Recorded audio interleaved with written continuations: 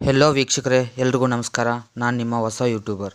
ನನ್ನ ಇಂಟೆನ್ಷನ್ ಏನಪ್ಪ ಅಂದರೆ, ಈಗಿನ ಕಾಲದಲ್ಲಿ ಮೊಬೈಲ್ಸ್ ಬಂದು ಪುಸ್ತಕಗಳನ್ನು ಓದುವುದು ಜಾಸ್ತಿ ಕಡಿಮೆ ಮಾಡಿಬಿಟ್ರು.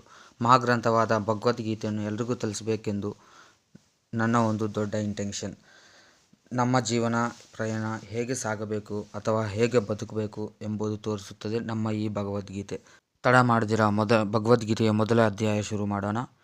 ಇದರಲ್ಲಿ ಮೊದಲ ಅಧ್ಯಾಯ ಬಂದು ಅರ್ಜುನ ವಿಷಾದ ಯೋಗ ಎಂಬುದು ಬರ್ತದೆ.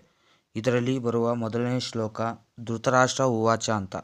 ಈ ಶ್ಲೋಕದಲ್ಲಿ ಧೃತರಾಷ್ಟ್ರ ಸಂಜಯನಿಗೆ ಹೇಳ್ತಾನೆ, ಹೇ ಸಂಜಯ, ಧರ್ಮಭೂಮಿಯಾದ ಕುರುಕ್ಷೇತ್ರದಲ್ಲಿ ಯುದ್ಧ ಮಾಡಲು ಇಚ್ಛಿಸಿ ಸೇರಿದ ನನ್ನ ಮಕ್ಕಳು ಮತ್ತು ಪಾಂಡವರು ಏನು ಮಾಡುತ್ತಿದ್ದಾರೆ ಎಂದು ಹೇಳುತ್ತಾನೆ. ಆಗ ಎರಡನೆಯ ಶ್ಲೋಕದಲ್ಲಿ ಸಂಜಯನು ಹೇಳುತ್ತಾನೆ, ಪಾಂಡವರ ಸೇನೆ ಸರಿಯಾಗಿ ಅಣಿಗೊಳಿಸಿರುವುದನ್ನು ನೋಡಿ ದುರ್ಯೋಧನನು ತನ್ನ ಗುರುವಾದ ದ್ರೋಣಾಚಾರ್ಯರ ಬಳಿಗೆ ಹೋಗಿ ಹೀಗೆ ಮಾತಾಡ್ತಾನೆ. ಅದನ್ನು ಮೂರನೇ ಶ್ಲೋಕದಲ್ಲಿ ನೋಡೋಣ, ಕೇಳೋಣ ಬನ್ನಿ.